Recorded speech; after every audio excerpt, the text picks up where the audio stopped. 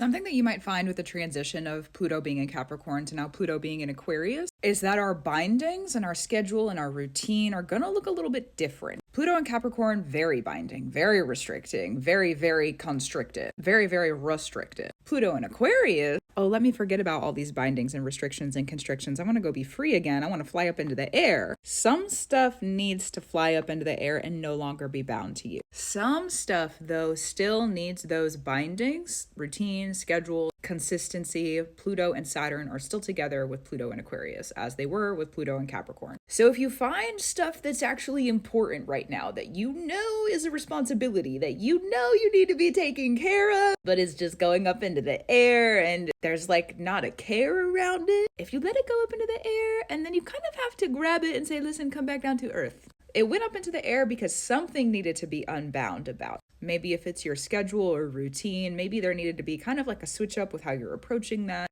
a flow, some kind of difference there. So if it goes up, something is being unbound. If you feel like there's kind of like chaos or it's just unexpected with where you've been with those constrictions and binding, and now that unexpectedness is no longer constricting and it feels more free. If it's up in the air, but you know you need to keep on it, you know you need to keep doing it, let it be up in the air, figure out what needs to be unbound about it or around it, and then bring it back to the earth. Rebind it somehow. Start a new schedule, start a new routine, start a new layer of consistency.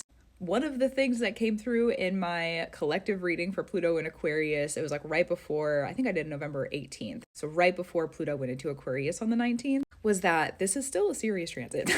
Pluto in Aquarius, still serious, still Pluto and Saturn, still be with the, direct, strategic, consistent, persistent kind of energy. But it's not going to feel like that. We're going to feel like we have all these options and all this freedom. And it's just like this complete and total new era, which is true. And it is. And also, Pluto and Saturn together with Pluto and Capricorn offered us a lot of lessons about protection and power, how to direct that power, how to sit in the power that we've earned, etc., etc., etc. So making sure that if you have things that feel like, oh, I can be a little bit, it can be different. Yes, it can be different. Something's coming unbound for a reason. Maybe it doesn't need to be done in the old way anymore. But if you need that consistency to keep yourself protected and directed, bring it back down to the earth and rebind it in a new process or a new structure or a new schedule or a new routine or a new form of consistency. And if you do that, then you'll still be protected while Pluto's in Aquarius. And probably you'll have the time to go and do the weird stuff and be free and have time to go and explore and be unconventional and rebel a little bit and the Aquarius stuff that normally happens. But we have to keep the consistency to be able to have protected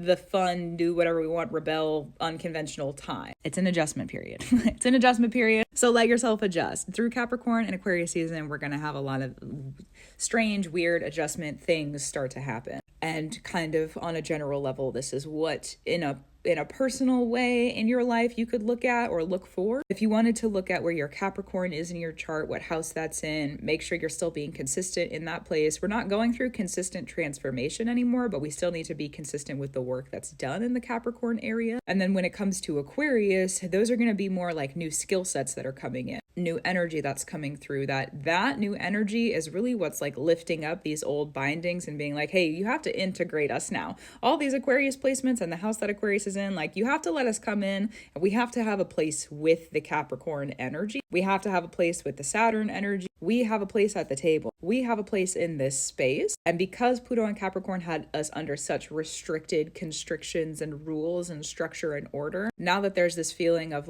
things need to shift so that we can be together, the Pluto and Capricorn and Pluto and Aquarius energy, because they're both ruled by Saturn. Goodness gracious. Things are lifting up. They're going up into the sky a little bit. So be really aware of that happening. It's like a balloon. Okay, if you let it go up too high, you're maybe not going to be able to grab it to bring it back down. And then you'll have to go get a whole other new balloon. Don't let your inner kid lose their balloon. Pay attention to it. Keep on hold to it if you need to. That's true. And if you're still being consistent with where Pluto and Capricorn is for you in your chart, yes, it's an adjustment period and there's going to be some changes. That's just natural for what this transit is doing. But that consistency where Capricorn is will allow you to have the freedoms to do the unconventional weird stuff. Thank you, Aquarius. Gratitude, reverence, and love to you. Keep doing what you need to do. Thanks, Saturn. Thank you. I will too. That's true. And keep up your brew. And I'll talk to you soon.